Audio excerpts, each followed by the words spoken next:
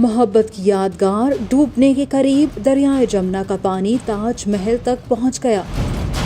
بھارتی ریاست اتر پردیش میں غیر معمولی بارشیں، آگرہ کے دریائے جمنا کا پانی 45 سال بعد تاج محل کی دیواروں تک پہنچ گیا۔ بھارتی میڈیا کی رپورٹس کے مطابق ریاست اتر پردیش میں کئی روز سے جاری بارشوں کے باعث دریائے جمنا کی سطح میں مسلسل اضافہ ہو رہا ہے، جس سے کئی علاقوں میں سیلابی صورتحال پیدا ہو گئی ہے، جبکہ آگرہ میں جمنا کے پانی نے محبت کی یادگار کو بھی خطرے میں ڈال دیا ہے۔ متعلقہ حکام نے یقین دلایا ہے کہ دریائے جمنا کا پانی تاج محل کے اندر داخل نہیں ہوگا، تاہم ماہرین نے مغل دور کی یادگار کو سیلابی پانی سے نقصان پہنچنے کا خدشہ ظاہر کیا ہے۔